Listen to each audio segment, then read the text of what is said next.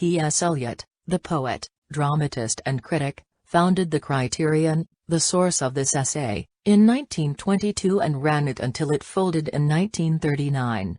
The following is the original text of The Function of Criticism, writing several years ago on the subject of the relation of the new to the old in art. I formulated a view to which I still adhere, in sentences which I take the liberty of quoting, because the present paper is an application of the principle they express. The existing monuments form an ideal order among themselves, which is modified by the introduction of the new, the really new, work of art among them. The existing order is complete before the new work arrives. For order to persist after the supervention of novelty, the whole existing order must be, if ever so slightly, altered, and so the relations, proportions, values of each work of art toward the whole are readjusted, and this is conformity between the old and the new. Whoever has approved this idea of order, of the form of European, of English literature, will not find it preposterous that the past should be altered by the present as much as the present is directed by the past. I was dealing then with the artist, and the sense of tradition which, it seemed to me, the artist should have, but it was generally a problem of order, and the function of criticism seems to be essentially a problem of order too. I thought of literature then, as I think of it now, of the literature of the world, of the literature of Europe, of the literature of a single country, not as a collection of the writings of individuals, but as organic wholes, as systems in relation to which, and only in relation to which, individual works of literary art, and the works of individual artists, have their significance. There is accordingly something outside of the artist to which he owes allegiance, a devotion to which he must surrender and sacrifice himself in order to earn and to obtain his unique position. A common inheritance and a common cause unite artists consciously or unconsciously. It must be admitted that the union is mostly unconscious. Between the true artists of any time there is, I believe, an unconscious community. And, as our instincts of tidiness imperatively command us not to leave to the haphazard of unconsciousness what we can attempt to do consciously, we are forced to conclude that what happens unconsciously we could bring about, and form into a purpose, if we made a conscious attempt. The second-rate artist, of course, cannot afford to surrender himself to any common action, for his chief task is the assertion of all the trifling differences which are his distinction. Only the man who has so much to give that he can forget himself in his work can afford to collaborate, to exchange, to contribute. If such views are held about art, it follows that a fortiori whoever holds them must hold similar views about criticism. When I say criticism, I mean of course in this place the commentation and exposition of works of art by means of written words, for of the general use of the word criticism to mean such writings, as Matthew Arnold uses it in his essay, I shall presently make several qualifications. No exponent of criticism, in this limited sense, has, I presume, ever made the preposterous assumption that criticism is an autotelic activity. I do not deny that art may be affirmed to serve ends beyond itself, but art is not required to be aware of these ends, and indeed performs its function, whatever that may be, according to various theories of value, much better by indifference to them. Criticism, on the other hand, must always profess an end in view, which, roughly speaking, appears to be the elucidation of works of art and the correction of taste. The critic's task, therefore, appears to be quite clearly cut out for him, and it ought to be comparatively easy to decide whether he performs it satisfactorily, and in general, what kinds of criticism are useful and what are odious. But on giving the matter a little attention, we perceive that criticism, far from being a simple and orderly field of beneficent activity, from which impostors can be readily ejected, is no better than a Sunday park of contending and contentious orators, who have not even arrived at the articulation of their differences. Here, one would suppose, was a place for quiet cooperative labor. The critic, one would suppose, if he is to justify his existence, should endeavor to discipline his personal prejudices and cranks, dares to which we are all subject, and compose his differences with as many of his fellows as possible, in the common pursuit of true judgment. When we find that quite the contrary prevails, we begin to suspect that the critic owes his livelihood to the violence and extremity of his opposition to other critics, or else to some trifling oddities of his own with which he contrives to season the opinions which men already hold, and which out of vanity or sloth they prefer to maintain. We are tempted to expel the lot. Immediately after such an eviction, or as soon as relief has abated our rage, we are compelled to admit that there remain certain books, certain essays, certain sentences, certain men, who have been useful to us. And our next step is to attempt to classify these, and find out whether we establish any principles for deciding what kinds of books should be preserved, and what aims and methods of criticism should be followed. Part 2. The view of the relation of the work of art to art, of the work of literature to literature, of criticism to criticism, which I have outlined above, seem to me natural and self-evident. I owe to Mr. Middleton Murray my perception of the contentious character of the problem, or rather, my perception that there is a definite and final choice involved. To Mr. Murray I feel an increasing debt of gratitude. Most of our critics are occupied in labor of obnubilation, in reconciling, in hushing up, in patting down, in squeezing in glozing over, in concocting pleasant sedatives, in pretending that the only difference between themselves and others is that they are nice men and the others of very doubtful repute. Mr. Murray is not one of these. He is aware that there are definite positions to be taken, and that now and then one must actually reject something and select something else. He is not the anonymous writer who in a literary paper several years ago asserted that Romanticism and Classicism are much the same thing, and that the true classical age in France was the age which produced the Gothic cathedrals and Jeanne d'Arc. With Mr. Murray's formulation of Classicism and Romanticism I cannot agree. The difference seems to me rather the difference between the complete and the fragmentary, the adult and the immature, the orderly and the chaotic. But what Mr. Murray does show is that there are at least two attitudes toward literature and toward everything, and that you cannot hold both. And the attitude which he professes appears to imply that the other has no standing in England whatever. For it is made a national, a racial issue. Mr. Murray makes his issue perfectly clear. Catholicism, he says, stands for the principle of unquestioned spiritual authority outside the individual. That is also the principle of classicism in literature. Within the orbit within which Mr. Murray's discussion moves, this seems to me an unimpeachable definition, though it is of course not all that there is to be said about either Catholicism or classicism. Those of us who find ourselves supporting what Mr. Murray calls classicism believe that men cannot get on without giving allegiance to something outside themselves. I am aware that outside and inside are terms which provide unlimited opportunity for quibbling, and that no psychologist would tolerate a discussion which shuffled such base coinage, but I will presume that Mr. Murray and myself can agree that for our purpose these counters are adequate, and concur in disregarding the admonitions of our psychological friends. If you find that you have to imagine it as outside, then it is outside. If, then, a man's interest is political, he must, I presume, profess an allegiance to principles, or to a form of government, or to a monarch, and if he is interested in religion, and has one, to a church, and if he happens to be interested in literature, he must acknowledge, it seems to me, just that sort of allegiance which I endeavored to put forth in the preceding section. There is, nevertheless, an alternative, which Mr. Murray has expressed.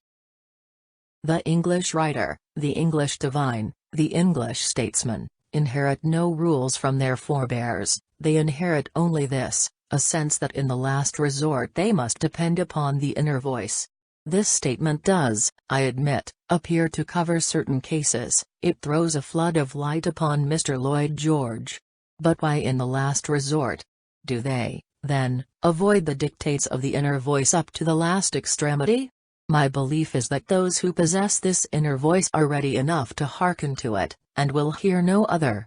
The inner voice, in fact, sounds remarkably like an old principle which has been formulated by an elder critic in the now familiar phrase of doing as one likes. The possessors of the inner voice ride 10 in a compartment to a football match at Swansea, listening to the inner voice, which breathes the eternal message of vanity, fear, and lust. Mr. Murray will say, with some show of justice, that this is a willful misrepresentation. He says, if they, the English writer, divine, statesman, dig deep enough in their pursuit of self-knowledge, a piece of mining done not with the intellect alone, but with a whole man, they will come upon a self that is universal, an exercise far beyond the strength of our football enthusiasts. It is an exercise, however, which I believe was of enough interest to Catholicism for several handbooks to be written on its practice. But the Catholic practitioners were, I believe, with the possible exception of certain heretics, not palpitating narcissi. The Catholic did not believe that God and himself were identical. The man who truly interrogates himself will ultimately hear the voice of God, Mr. Murray says. In theory, this leads to a form of pantheism which I maintain is not European, just as Mr. Murray maintains that classicism is not English. For its practical results, one may refer to the verses of Hudibras. I did not realize that Mr. Murray was the spokesman for a considerable sect, until I read in the editorial columns of a dignified daily that magnificent as the representatives of the classical genius have been in England, they are not the sole expressions of the English character, which remains at bottom obstinately humorous and nonconformist. This writer is moderate in using the qualification soul, and brutally frank in attributing this humorousness to the unreclaimed Teutonic element in us. But it strikes me that Mr. Murray, and this other voice, are either too obstinate or too tolerant. The question is, the first question, not what comes natural or what can is easy to us, but what is right. Either one attitude is better than the other, or else it is indifferent. But how can such a choice be indifferent?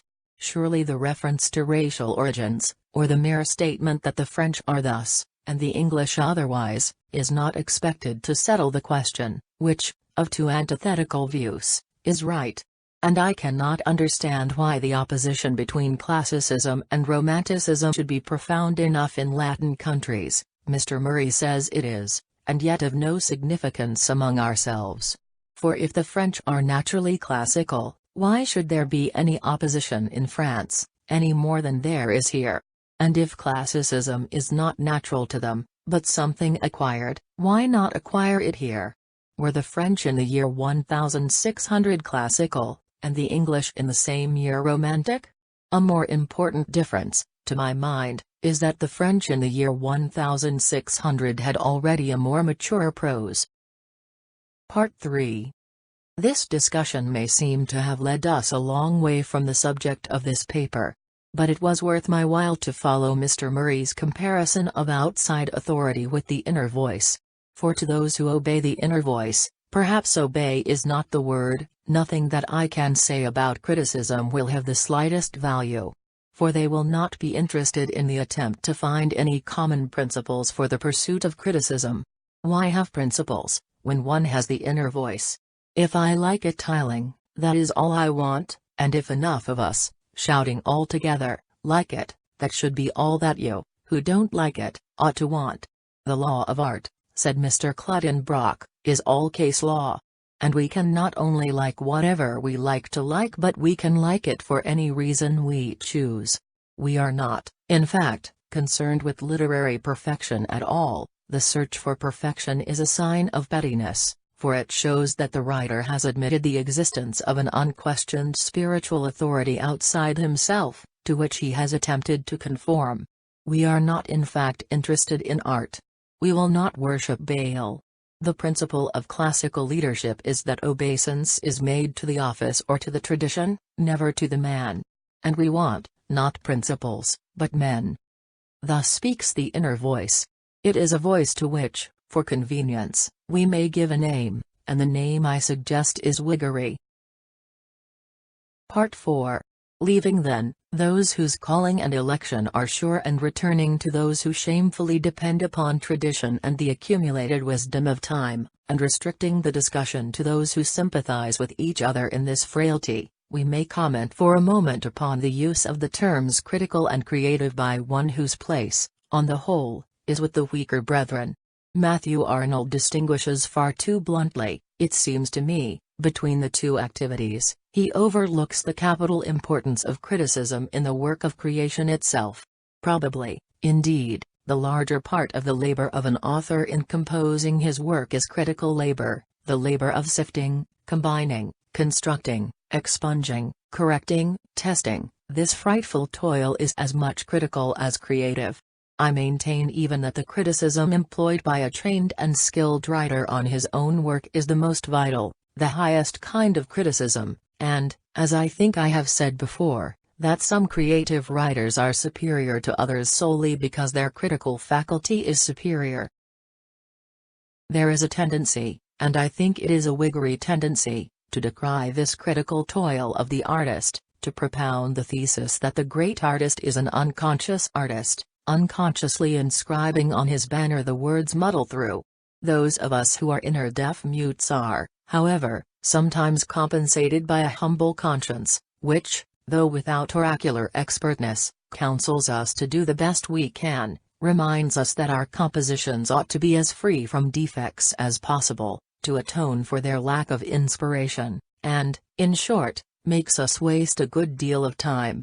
We are aware, too, that the critical discrimination which comes so hardly to us has in more fortunate men flashed in the very heat of creation, and we do not assume that because works have been composed without apparent critical labor, no critical labor has been done. We do not know what previous labors have prepared, or what goes on, in the way of criticism, all the time in the minds of the creators.